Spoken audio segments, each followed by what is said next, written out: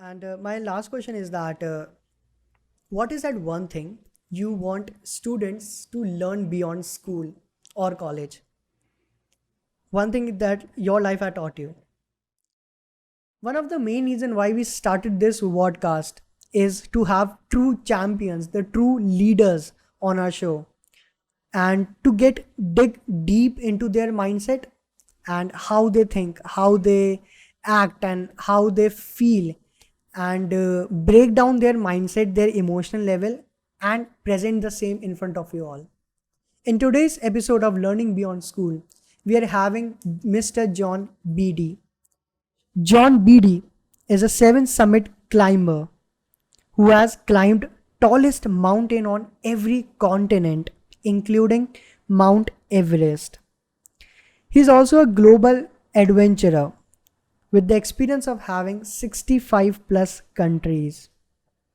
He is also a keynote speaker who has given speeches in front of more than a million audience and helped them to become a better person in their life.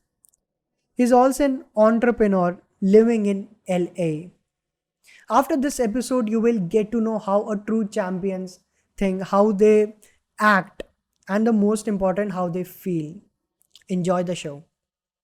So, sir, to be very honest, it's easier for me. Like, first of all, I'd like to tell you my perception, what I thought about you when I studied you. So, sir, like Sure. it's easier for me to frame questions for the guests whosoever coming on my podcast. So, but when I studied your profile, the one thing that pop in my mind is what to ask you. because I've seen very few people who are so multi-talented. Like, you are a climber, you are an entrepreneur, you are a keynote speaker and author of a three books, and you also traveled to 65 plus countries. So is there anything left on your bucket list? That's a great question, and I'm humbled by your appreciation of those things. So, left on my bucket list, first of all, I'm not great at everything. And no, like the one thing that bugs me is when people look at me and go, "Oh, I could never do things like that. I could never do something big because I started my life in normal circumstances, raised in the desert, chasing lizards around, like with cactus. And I'm a normal, everyday, regular guy. And somewhere along the way, somebody put in my head, I kind of believed all these messages I was given in school of if you truly believe in the beauty of your dreams, then there's no reason you can't go for those things. If somebody in the past did it, like I looked at Sir Edmund Hillary and Tenzing Norgay, who were the first to climb Mount Everest, and I said, if they did it and they already paved the way, all I have to do is figure out the footsteps that they took in order to achieve the same thing. So I'm just a regular guy who's really good at finding coaches and mentors and people who have already done it before me. So I want to first start with that. That none of this is unachievable. And even if you don't want to climb a mountain like Mount Everest, you have something else you want to do for you. If you want to be a rock star on stage, singing and jamming, or if you want to have a podcast that has 20 million views or downloads per episode, you can still do that based on what we're talking about. So that's first. But to get to your question, I want to sail around the world. That's my next big thing.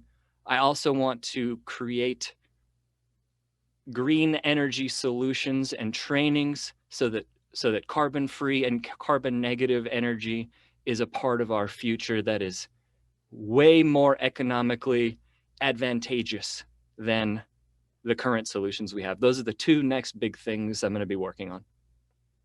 It's really great to listen this. I've observed one thing in winners mindset like you is that all the winners don't stop at anything. They have something, one or other goal going in their mind. Now they want to achieve this, now this and this. So it really great to see that, to have a conversation with a winner mindset like you. So I look at great achievers of history. I look at my heroes. I look at guys like Ernest Shackleton, who went to Antarctica and survived at all cost for 2 years, like the ultimate grit experience. I look at people like Robert Smalls, who was a part of the American Civil War, and he escaped on a pirate, like he was a pirate who stole a steamboat and sailed it off to the Union Navy's blockade and won his freedom. I look at Martin Luther King Jr., one of the greatest orators of all time, and I think to myself, if those guys are people who I admire, they were still just human beings. And no matter who it is that you admire or who you're like, oh my gosh, even if it's Elon Musk or Einstein, they're still just human beings just like you. And while you may never be able to jump as high as Michael Jordan, you can still learn what he did and learn his way of approaching the game and his way of training to jump to your personal highest or to perform at your best. And that's my approach. When you say like, you see something and never quit, never ever quit, I look at it like, I don't even need to worry about never quitting. I just need to do what the other people did who already did the thing that I want to do. Yes, sir. So, sir, I would like to first ask you about your childhood, your background, where it is like all begin. And then I have one add-up question I will ask you after this. Sure. So what about my childhood would you like to dive into? So, like, you are a very, very multi-talented guy. So, I Thank you. want to ask you that out of all the things, all the stuff you are involved in, what was the first thing you started and how it was started? By choice or by my parents? So, by your parents. Yeah, so my parents put me in baseball and American baseball, and I hated it. And I kept playing and playing and playing, and I was in right field, which is the worst position. It's where none of the action happens. And in the batting lineup, I would be 9th place, which is the worst of all. And I was awful at it. And finally, it occurred to me that the only reason that I'm doing this is because my dad wants like to be proud, right? So I Yes, told sir. myself, I'm going to become so good at this game that I'm going to make him proud, and then I'm going to finally be able to quit. So I like trained my best. I was like, this is the season. When I was 13 years old, I'm going for it. I like lifted weights. I trained with a batting cages every single day, balls being pitched from machines, hit. Next thing you know, I'm 4th in the lineup of batting, which is the best position. It's what we call the cleanup hitter, the guy that's going to hit the home runs. And I got moved from right field, the worst position, to shortstop, which was one of the most important positions, shortstop and pitcher.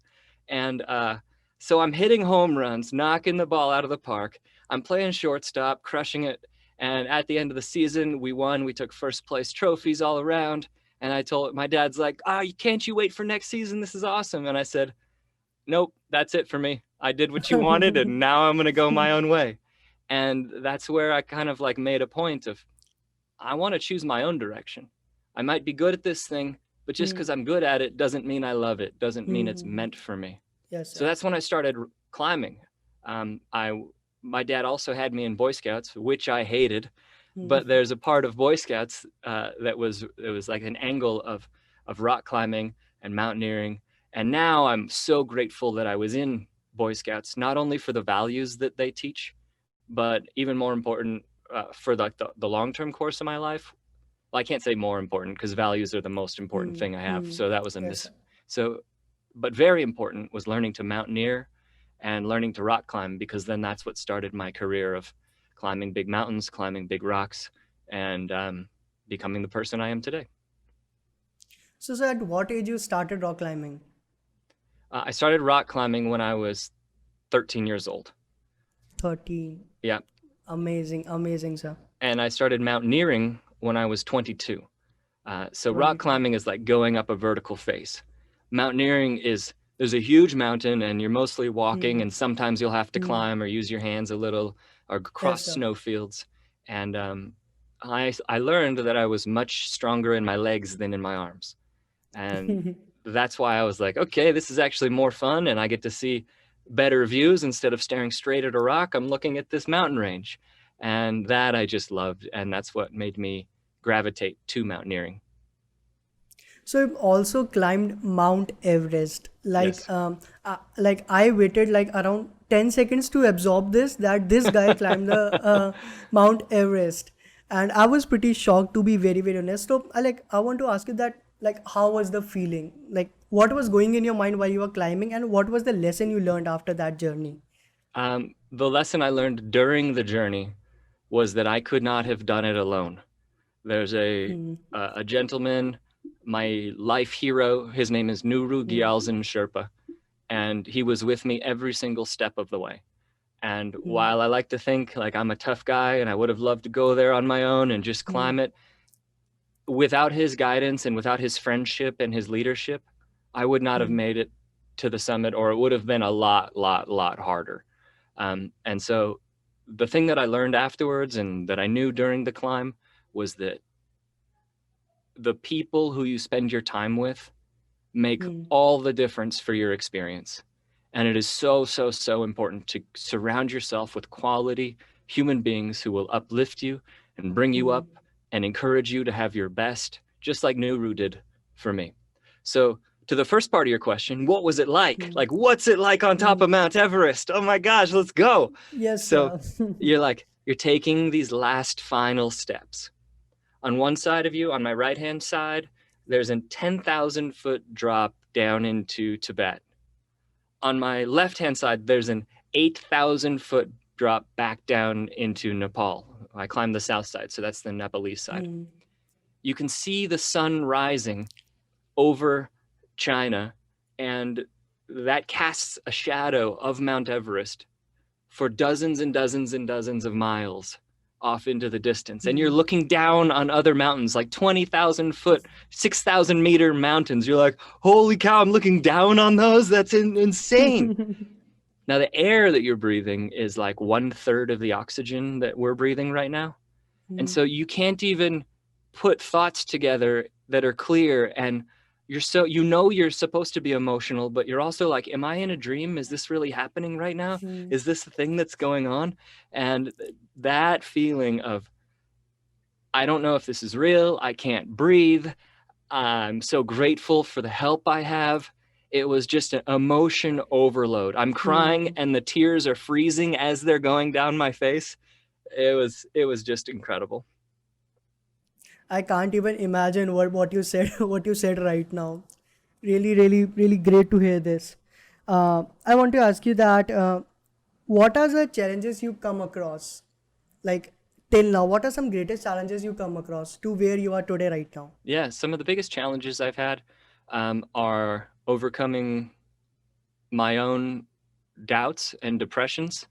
Like, I'm a regular guy, and sometimes I think like, man, I can't do this, or I just get down and I think, what's the point? And that's real. I mean, every single person has their own mental demons, right? That Hmm. includes me. Yes, sir. And confronting those in a real way and saying, like, I'm not going to pretend those aren't there. Getting to the point where I could say, it's okay to say that this hurts, and there's actually Hmm. strength in saying that it hurts. Hmm. That was so powerful and such a huge lesson. Another challenge that I had to overcome was seeing others who would quit, or others who would even pass away on the mountains.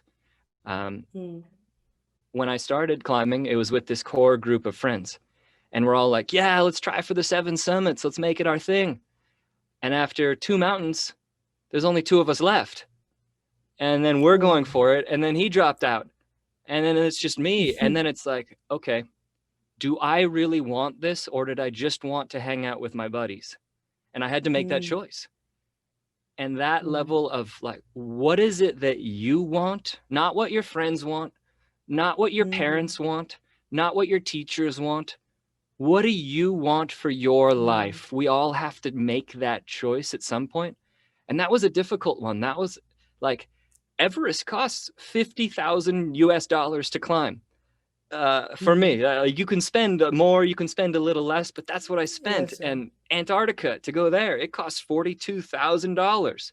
Like, do I really want to spend a house on going to these places? And I earned it all myself. Do I really want to work my Hmm. butt off to earn all this money and then spend it on a trip to a mountain. I had to make that choice, and those decisions are tough. It seems pretty visible that you are very very self-aware about yourself, what you want, what's going in your mind, and all this kind of stuff. So what is that one advice would you like to give the students who are not self-aware about themselves, who are figuring out what to do and what not? Great question. It's not something I've been good at my whole life. I think I'm now a beginner at being self-aware. I really do. But I will ask any student listening, when something happens that upsets you, or saddens you, or angers you, or makes you feel betrayed, we all have these emotions, right? But when Yes. that happens, do you react? Meaning, do you just like, I'm angry, and you yell back at somebody? Or I'm sad, and then I go, like go into a corner or close my door and hide? Or if I'm frustrated, do I like get tense and slam my shoulders together? Because if you do that, you're reacting. That's not being self-aware. Being self-aware is saying, let me observe what's going on in my body, see it, observe my emotions, name it. Oh, look at that. That's anger. And that's okay. Or look at that. That's sadness. That's okay. You're human. You're allowed to have those. And being self-aware for your students is being able to pause and say, okay, I recognize that that's sadness. But what would I want to feel instead? Well, I'd want to be joyful, or I'd want to feel connected to other humans. Okay, what action can I take in order to get that feeling, right? Like, Yes, sir. That's how I would suggest that anybody listening who wants to learn real self-awareness, just ask yourself, are you reacting, or are you choosing very clearly your actions to create the best life experience that you want for yourself?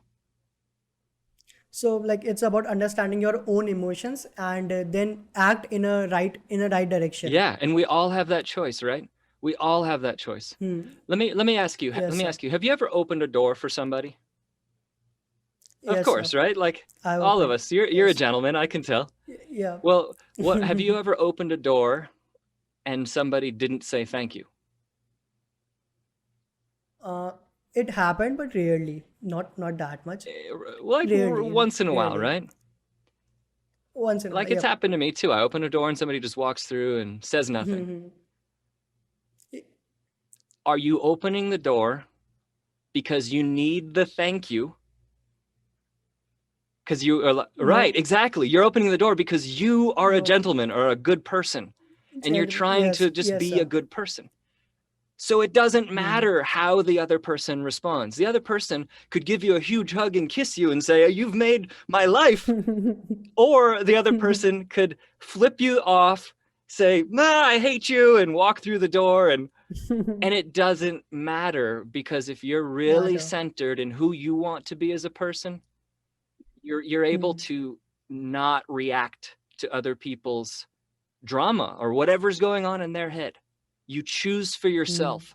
This is who I want to be, regardless of other people's reactions. And if I can keep going, I feel like I'm on a roll. Like, it's the same thing in, let's say, dating, right? Like teenagers or youth are all like, oh, girlfriends, boyfriends. So let me talk about that. If you're in a relationship and you are your best self, you're giving, you're asking for what you need, you're caring and thoughtful, you're present, you're showing up for them, and let's say they dump you, and you notice like, oh, I feel sad.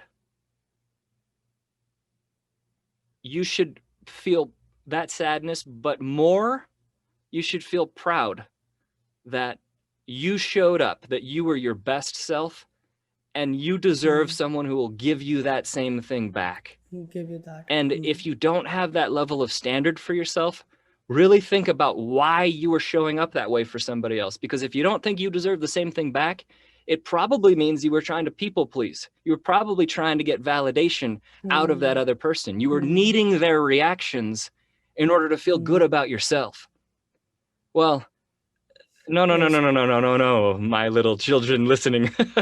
You should look at other people's reactions, and if they're happy about what you do, awesome, value that. And if they're not, still value it in a way that like helps you with the relationship, but still keep being the good person that you intend to be. So can we say that we should care about, like we should genuinely care about others, the people around us, but at the same time we should not care about what they are thinking about us? I think you should, I'll take it a step further. You should care about what they're thinking, but you shouldn't obsess over it. Like if somebody tells you you are being a total jerk, and you say, I'm not going to care about what you're saying or what you're thinking. What if you're actually being a jerk? Right? What if everybody thinks this about you? Then you need to really be able to like be introspective. So I wouldn't say like don't think about what other people think of you, but I would say have a strong sense of self where if one person says something, okay, connect with them and find out why they're saying this negative thing, and be so centered that you can say, oh my gosh, you think I'm a total jerk? Like, please, I want to fix whatever this is. Can you tell me what makes you think that? And then they give you the reason, and you think, okay, that's either valid. Yeah, I can see that in myself. Or you could say, actually, that was totally invalid and I don't believe it in the least, right? That's a great answer, sir. Great answer. I will definitely listen it like around 10 to 20 times after this convo for sure.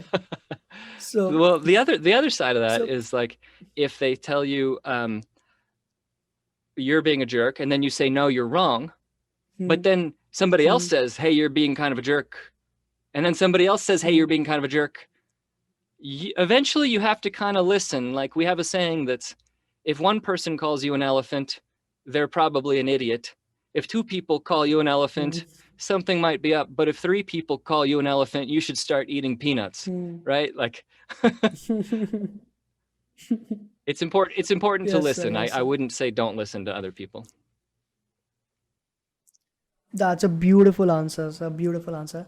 So like I'm also a student. Like I'm 18 years old right now, and one of the thing I observed in myself and other students around me is that in teenage or in youth we usually have this monkey mind that jumps from here to there to one thing to other.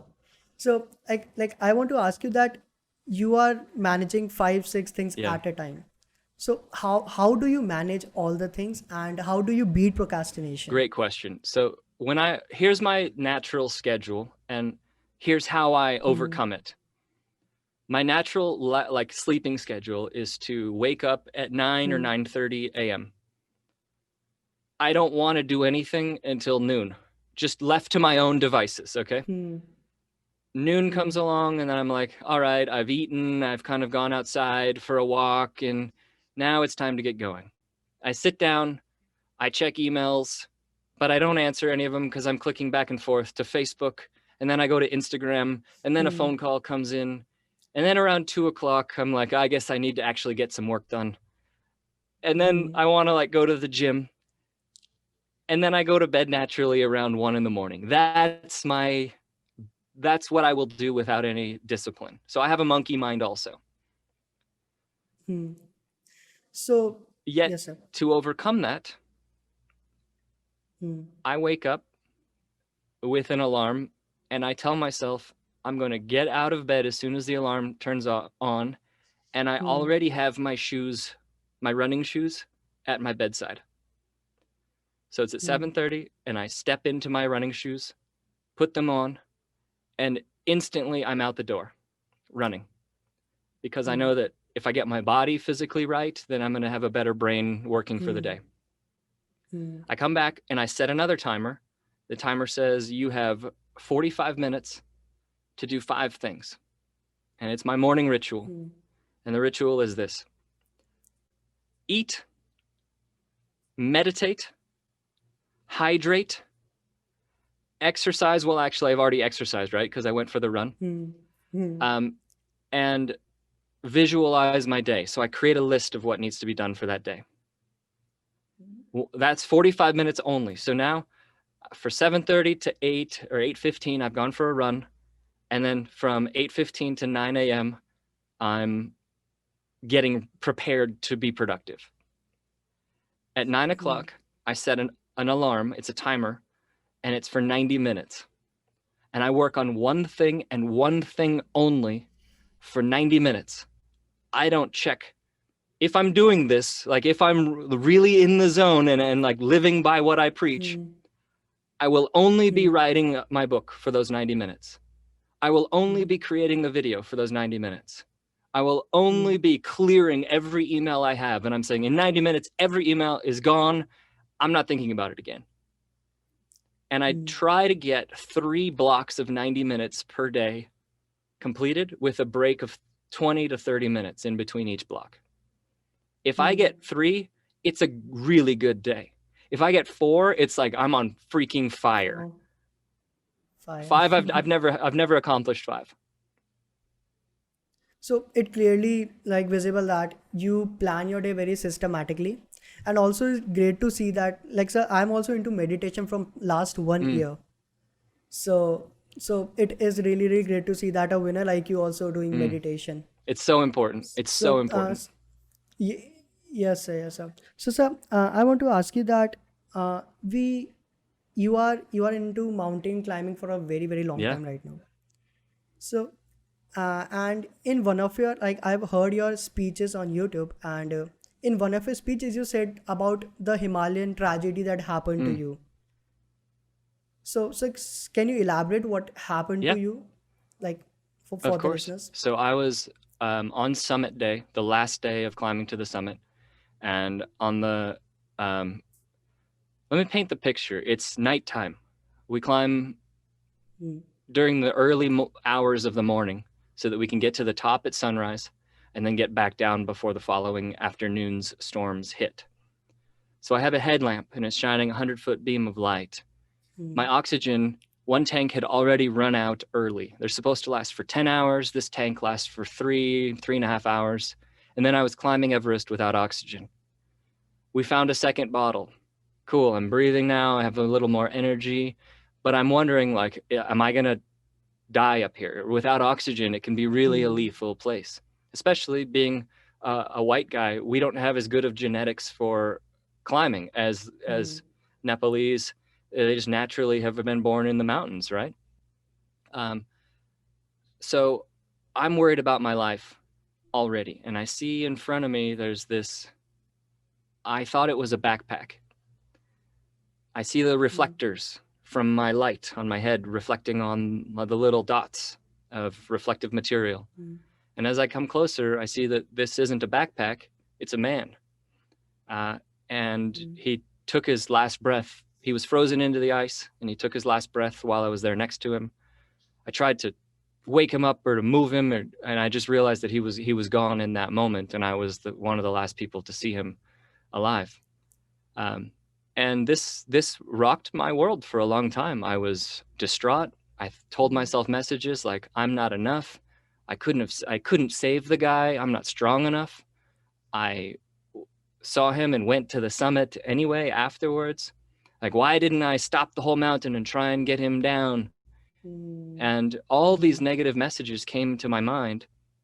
And I had to work through them in the context of sitting down with a professional therapist and talking through everything I just mentioned, because it was eating me up.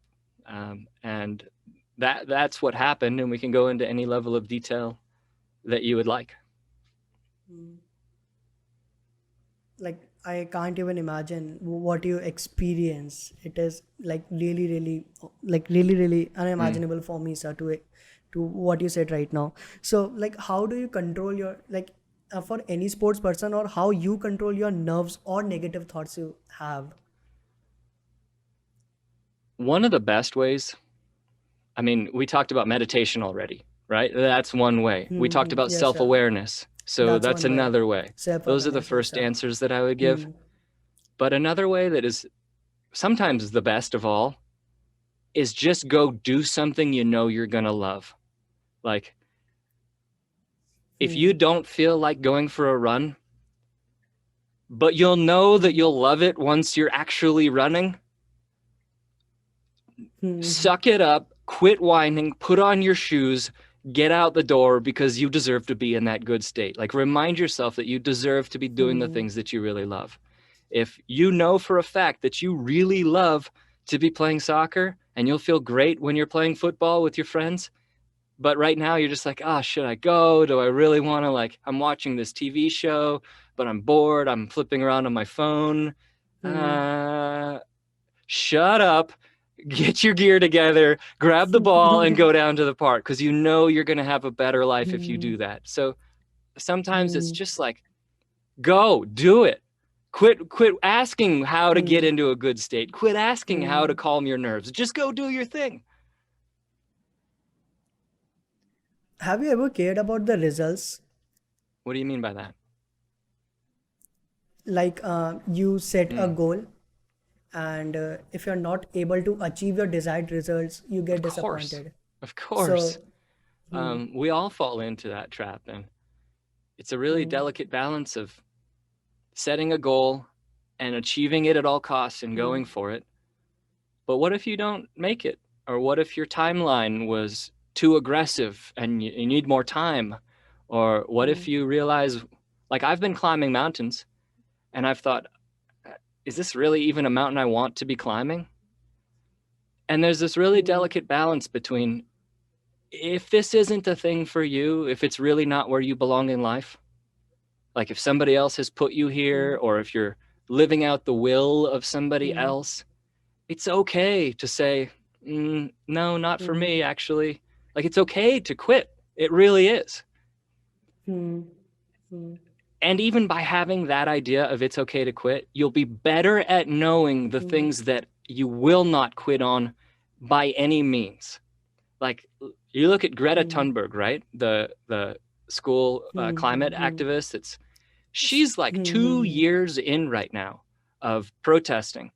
And she's shown up with hundreds of thousands of people. Then Corona hit and she was still protesting with like 3 people. And then now it's like building. She's got like 50 people. I just saw a picture today.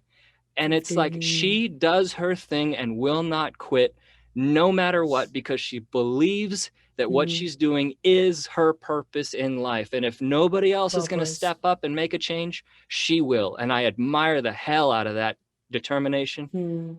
But look at what she also quit on. Everybody was telling her, go to school, get your high school degree. And she said no to that other thing, and yes to this thing that she is sticking to with determination. And she couldn't say yes the way that she is unless she also said no to the other stuff. do with agree, like I'm really agree with you what you said. She's a really inspiration. So like, do you think one should detach himself or herself from the results, or like focus more on the process of getting there? If you and I could fully detach from the results, we would disappear, because we would be Buddha. Like, it's a human thing in order, like, to be attached to the results. However, you can reframe the results in your mind. If you feel like, I didn't get it because of whatever reason, you can choose that to be a learning opportunity. You can choose that to be another lesson that you can then take on a different mountain. Like, I took 3 attempts to climb a mountain in South America. I spent like a month the first time trying. I spent 3 weeks the second time trying. I spent 2.5 weeks the third time trying. And each of those 2 times, I was connected to the result. I wanted to succeed. I wanted to get to the top. I was heartbroken. Every time I had to turn back, I was like crying because I wanted it so bad. But I learned from each mistake. And if I beat myself up and told myself, oh, you're awful, or oh, you're never going to do this because of all these mistakes that you made, it would have killed me. And so instead, I looked at them as opportunities to learn and to grow and to improve. And like, where exactly can I improve from what I didn't do right and what caused me to not get the result I wanted? And that's how I approach being emotionally invested in the end result. Hmm. That's a very beautiful, beautiful answer, sir. Like one of the main reason why I started this podcast to interact with people, experienced people like you, so that I can dig deeper into your mindset, your winner's mindset, how they thought, how they act, how they think, and I'm really blessed to have you on the I'm show. blessed to be here. Equally, So I have I love this your energy and I love the questions you're asking. And thank you very much for inviting me on. even even I love your energy, like Thank especially you, your good sir. smile, Thank you, the sir. big smile. So, so I have this this one beautiful question about mental health, and that is, in a relationship between a boy or girl. If we say, for example, if they are not able to make a good Yeah. relationship, they can break up. But if bad issues, or if some mental issues are arising from the home itself, from the parents or the siblings, so how one should deal with that? Can you ask the question again? So there's a relationship happening, but then there's other elements at home. What was the question? So my basically my question is, if someone, if my relationship with my parents or my siblings around me are not very good, if the mental health issues are arising Mm. from the home itself, so what do you think, how should someone deal with that? That's a big question. We could have a whole episode on this, right? I think that if somebody's, sorry, I had a phone call coming in. So if somebody's dealing with issues in the home that are, You can take that if you no, want. no, no, no. So if somebody's dealing with mental health questions and things that are going on in their home, then what they need to do is first handle what's going to compromise the relationship.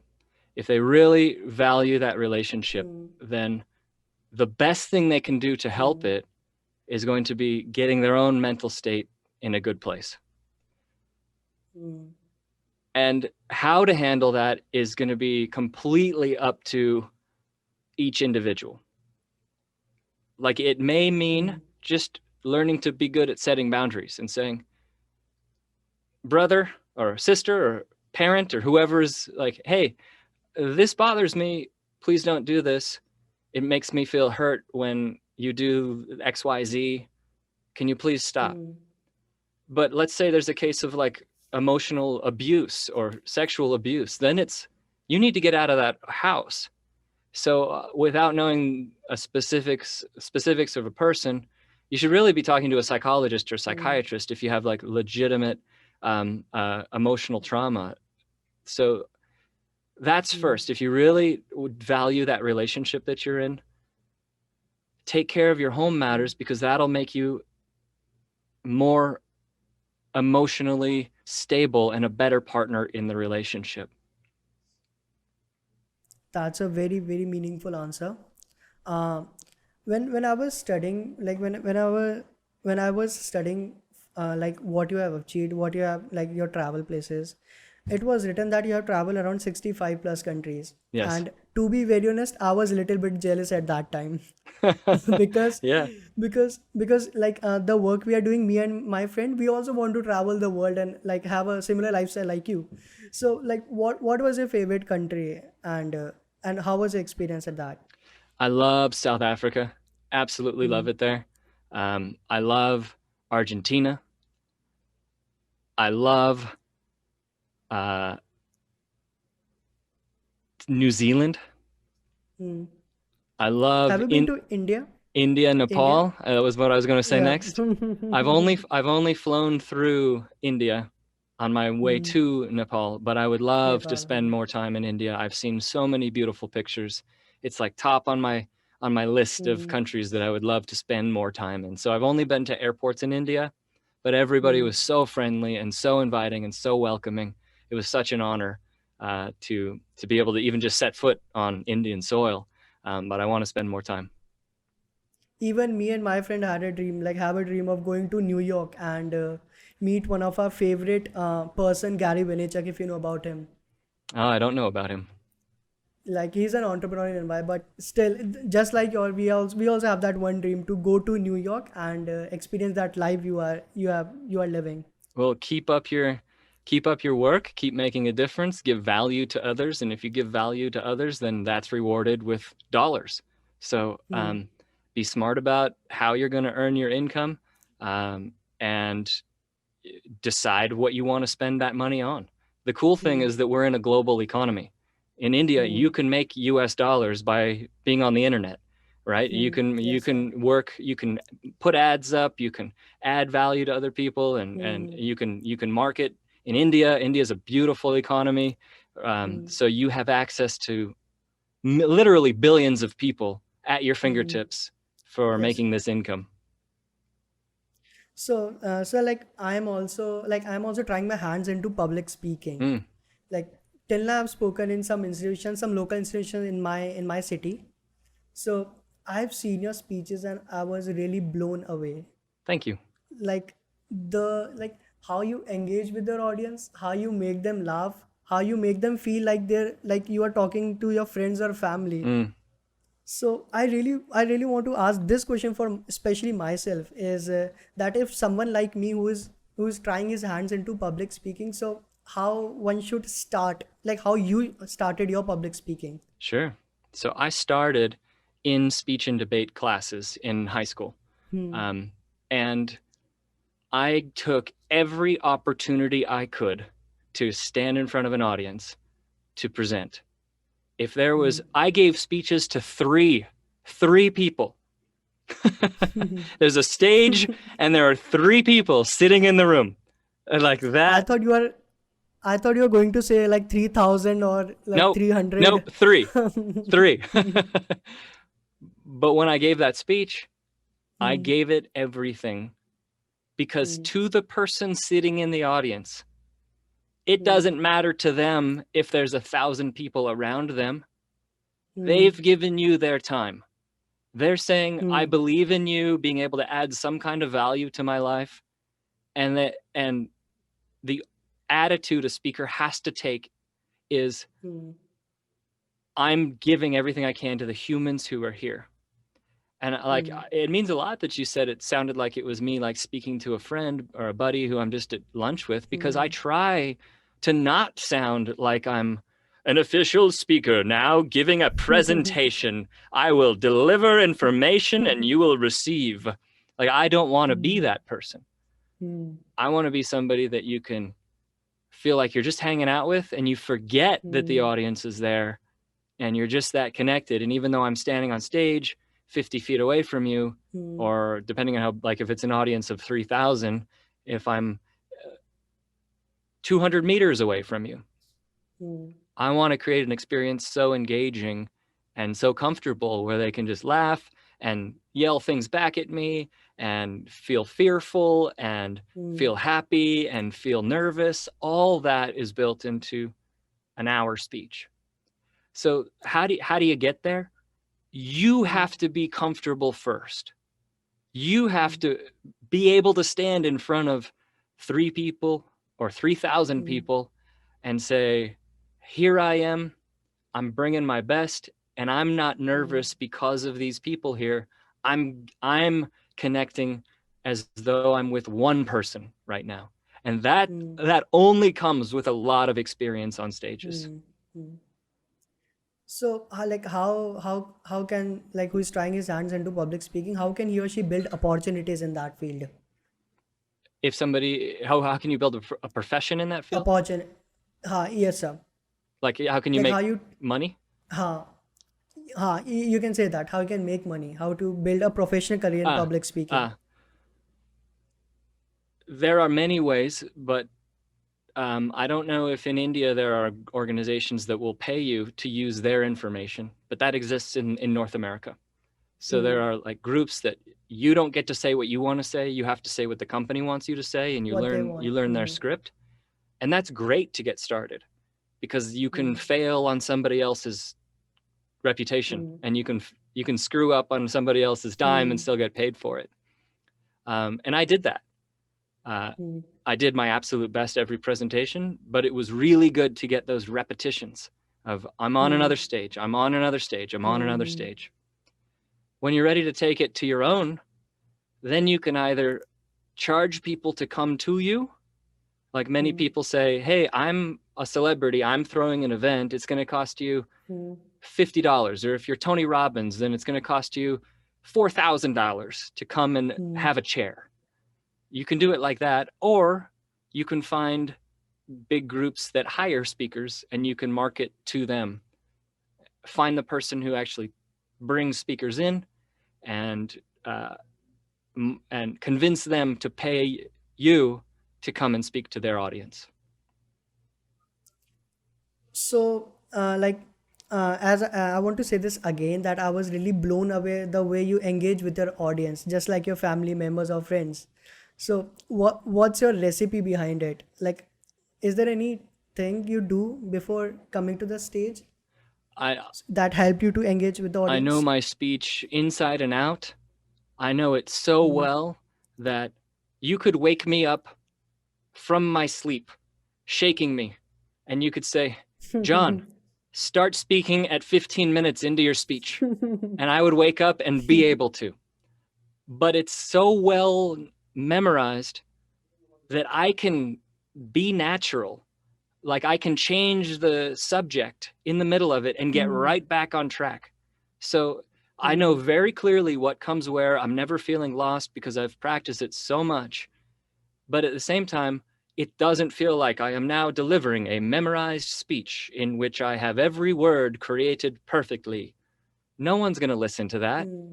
People will only listen if you know your stuff so well that you've passed over the level of like uncomfortable, and it feels natural again. Like, what's your favorite sport? It's cricket. Okay. Have you heard Of about it? course. Yeah, cricket is fun. I've played a few games. Yeah. So have you ever seen a cricket player so good that it looks like it's effortless?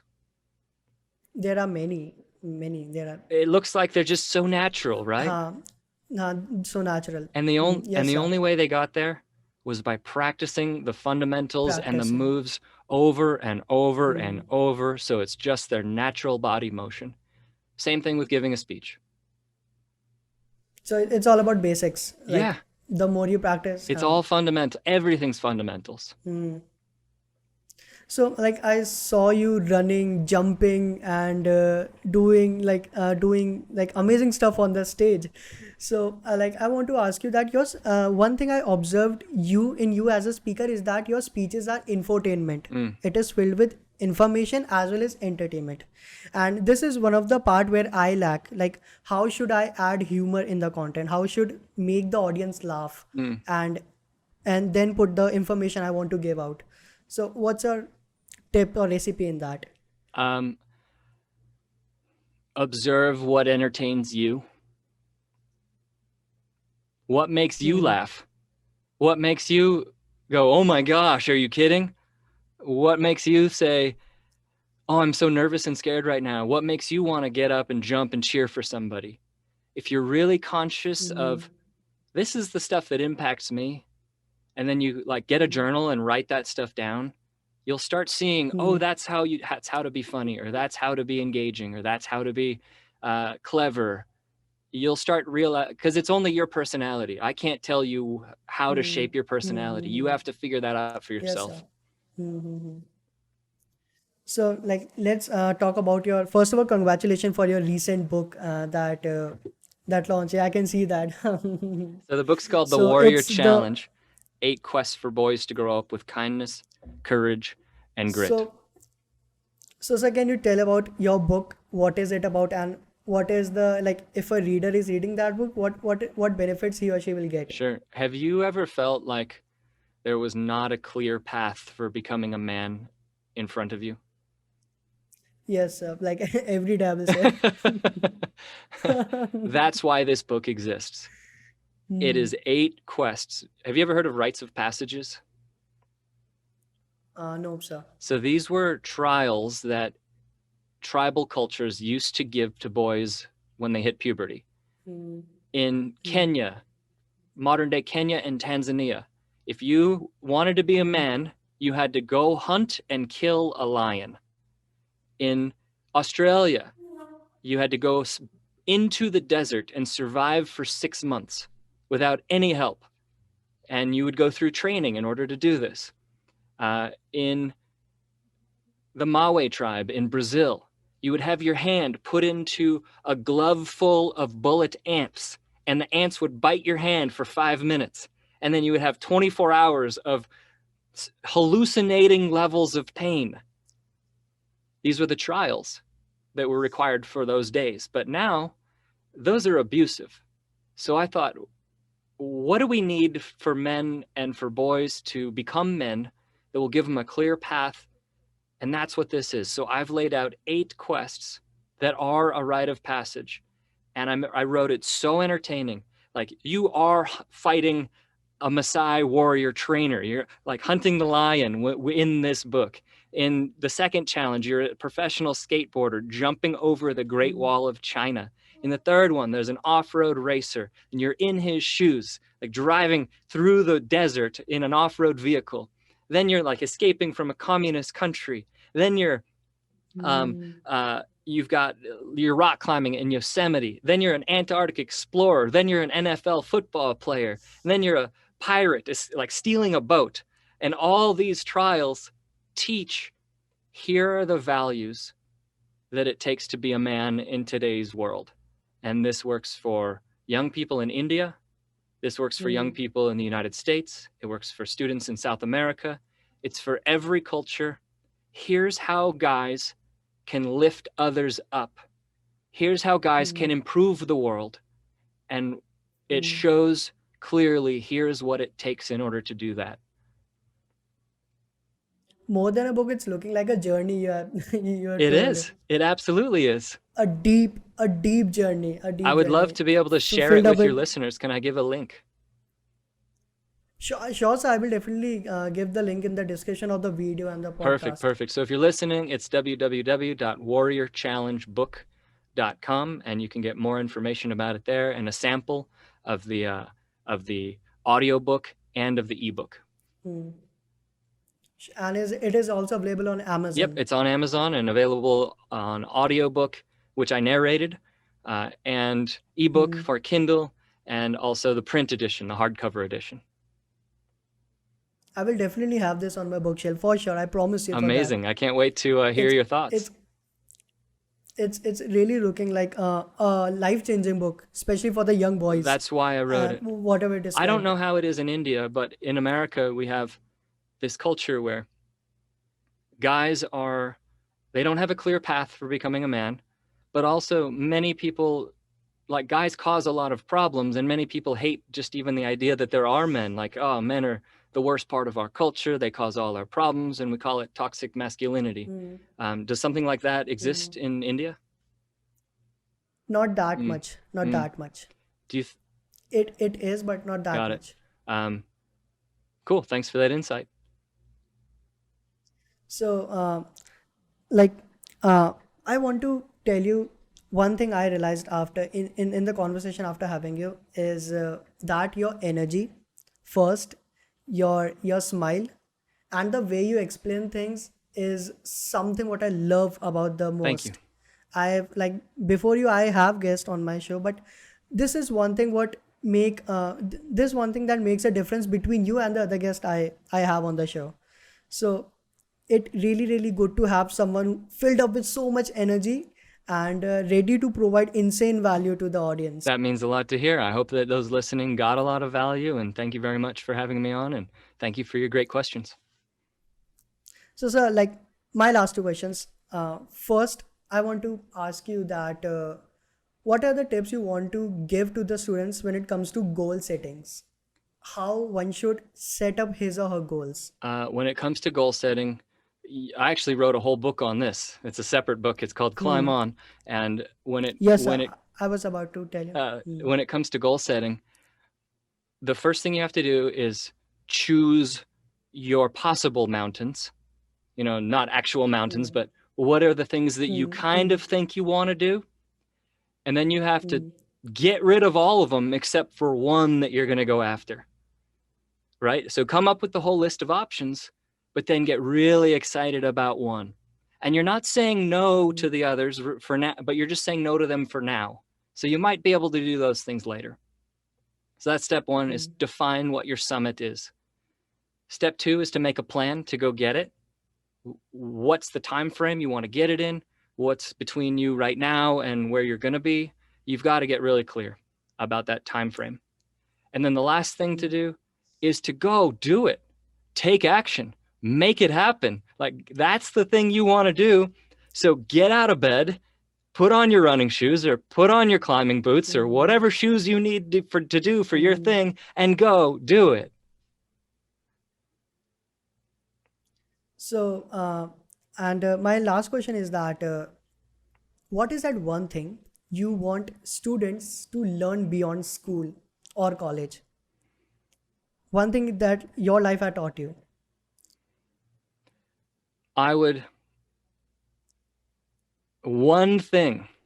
You can say like many things. Okay. So I'm gonna go for one thing, and that I think the most valuable thing beyond school is a real level of self-awareness. And we talked about meditation, but there are other ways to become self-aware. You know, that's the second quest in the book, is self-awareness. But if you can't see what your brain is doing and what your emotions are doing and what your body's doing, and if you can't understand how you influence others who are around you, you will never be able to succeed in anything more important than math and English and science. But that's what life is. Our life is made of relationships. So self-awareness is what I would teach beyond school. So you have been on many interviews. So is there anything you want to recommend me for my improvement? I